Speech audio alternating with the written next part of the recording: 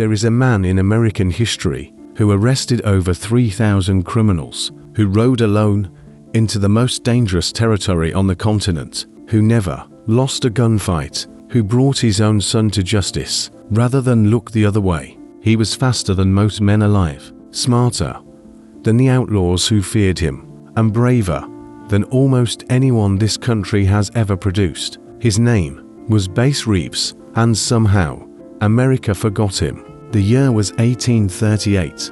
In Crawford County, Arkansas, a boy was born into a world that had already decided what he was worth. His name was Bass Reeves, and from his very first breath, the law of the United States of America declared him property. He was born enslaved, owned by a man named William Steele Reeves, a farmer and, later, a Texas state legislator. Bass took his enslaver's surname, as so many black Americans were forced to do. It was a common erasure, a quiet theft of identity that rippled across generations. But even as a child, something about Bass Reeves refused to be erased. He was physically extraordinary, growing into a man of immense size and strength. He had a sharp, retentive mind, and he possessed a quality that no amount of bondage could extinguish. He had an unshakable sense of right and wrong. In a world designed to break him, that sense would one day make him legendary. As Bass Reeves grew older, his enslaver, Colonel George Reeves, who had taken ownership of Bass, brought him to Texas when the Civil War broke out. George Reeves joined the Confederate Army, and Bass was made to serve alongside him as a personal servant in the field. But the Civil War was not just a military conflict. It was a psychological earthquake, and Bass Reeves felt every tremor. He was watching a nation tear itself apart over the question of whether men like him deserved to be free. Historical accounts suggest that at some point during the war, Bass and George Reeves had a violent confrontation. The exact details remain disputed, but the outcome is not. Bass Reeves fled. He escaped into Indian Territory, the vast, semi-sovereign lands west of Arkansas, and disappeared into a world that operated outside the full reach of American law. He was a fugitive. He was finally free, and he was about to learn the skills that would define his entire life. Indian Territory, present-day Oklahoma. In the 1860s, it was one of the most complex and fascinating places in North America. It was home to the 5 civilized tribes, the Cherokee, Choctaw, Chickasaw, Creek, and Seminole nations, peoples who had been forcibly relocated from the American Southeast. Decades earlier, in one of the darkest chapters of U.S. history, Bass Reeves lived among them. He learned their languages, he learned their customs, he hunted with them, farmed with them, built a life alongside them. This was not a short visit. Bass spent years embedded in these communities, developing fluency in multiple native languages and dialects, an extraordinary and rare achievement. He was also learning something else during those years. He was learning the land itself, every creek bed, every tree line, every hidden trail across 75,000 square miles of uncharted territory. He didn't know it yet, but he was preparing himself for a job that didn't exist yet, a job that only a man like him could possibly do. By 1875, Bass Reeves had built a life for himself. He had crossed back into Arkansas, married a woman named Nellie Jenny, and was farming land near Van Buren. He had children. He had stability. Then a federal judge, Isaac Parker, arrived in Fort Smith, Arkansas, and everything changed. Judge Parker had been handed one of the most impossible assignments in American legal history. He was given jurisdiction over Indian Territory, 74,000 square miles of land where murder, robbery, and lawlessness had become the daily reality. There were virtually no functioning courts, no reliable law enforcement. Criminals poured into the territory because they knew no one was coming for them. Parker needed deputy marshals, men who could survive out there, men who knew the land, knew the people, and could not be easily fooled or outrun. Someone told him about Bass Reeves. In 1875, Bass Reeves was appointed as one of the first black deputy U.S. Marshals west of the Mississippi River. He was 36 years old, and his real story was only just beginning. To understand what Bass Reeves was walking into, you have to understand Indian Territory in the 1870s. It was not the Wild West of Hollywood movies. It was something far more complex and far more dangerous. The territory was a patchwork of native sovereign nations, freed black settlements, and vast stretches of ungoverned land. It attracted every kind of desperate human being, outlaws fleeing justice in other states, bootleggers running whiskey, murderers who believed they had found permanent sanctuary, and they weren't wrong to think so. The territory was so large and so under-resourced that Judge Parker's court, with a limited number of deputy marshals, was stretched almost to the point of meaninglessness. Deputy marshals rode alone or in small groups.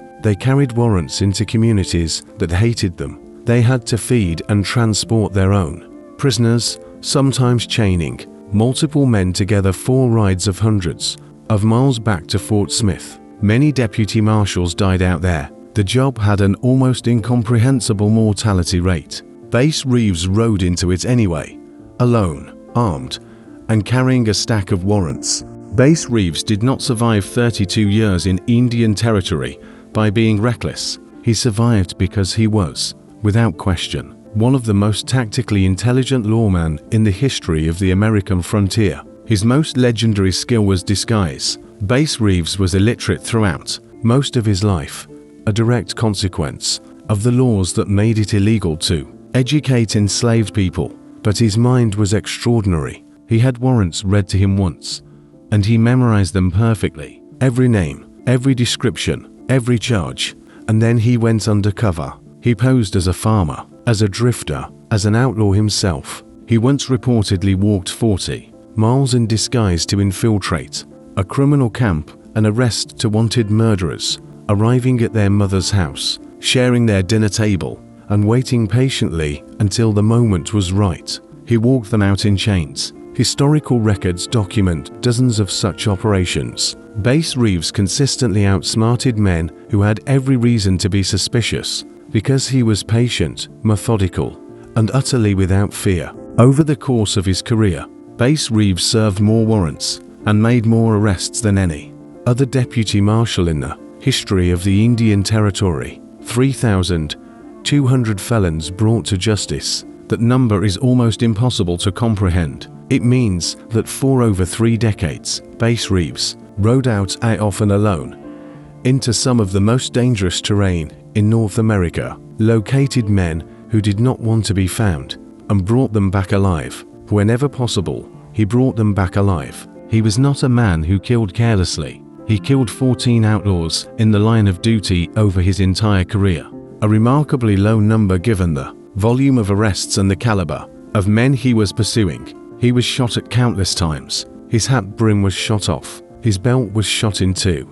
A button was blasted from his coat. Bass Reeves was never, not once, struck by a bullet, whether that was skill, preparation, or something beyond explanation. No historian has ever fully accounted for it, but the record stands. Of all the stories that define Bass Reeves, one stands entirely alone. At some point in the 1890s, the exact year is recorded variously in historical sources. Bass Reeves was handed a warrant. He looked at the name on it. It was his son, Benny Reeves. Benny had been accused of murdering his wife. It was not a false accusation. The evidence was substantial, and a warrant had been issued. Bass Reeves requested to serve it himself. Think about what that means. Think about what kind of man makes that choice. He could have passed the warrant to another marshal. No one would have blamed him. No one would have even questioned it. He was the father. But Bass Reeves believed in the law, not as an institution that had always served him, but as a principle worth more than personal pain. He rode to find his son. He placed him under arrest. He brought him back. Benny Reeves was tried, convicted, and sentenced to prison. Bass Reeves returned to duty. He never spoke publicly about it. In 1907, Oklahoma achieved statehood, and with statehood came a new legal structure, one that absorbed Indian Territory and eliminated the jurisdiction under which Bass Reeves had served for over 3 decades. He was 68 years old. Most men his age, men who had done a fraction of what he had done, would have gone home would have sat on a porch and let the world continue without them. Bass Reeves joined the Muskogee City Police Department. He walked a beat, he kept order, he served. Contemporaries reported that crime on his beat dropped to nearly nothing, not because of fear, though fear was certainly part of it, but because there was something about Bass Reeves, even in his late 60s, even with a cane in later years, that made men reconsider their choices. He was not just a lawman, he was a symbol, a living argument, proof that a man born with nothing, denied everything, could become the most formidable force for justice in the American West. Bass Reeves died on January 12, 1910, in Muskogee, Oklahoma. He was approximately 71 years old. His passing was noted in local newspapers.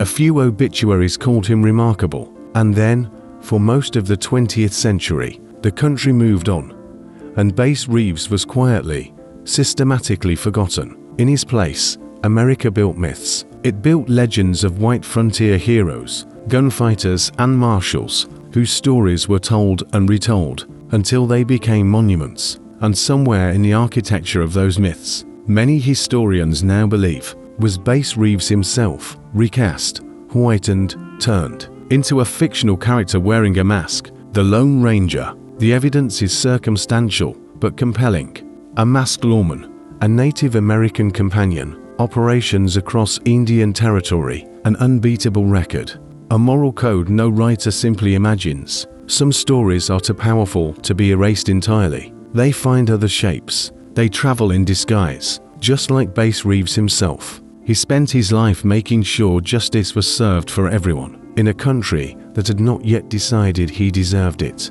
That is not a footnote in American history. That is American history.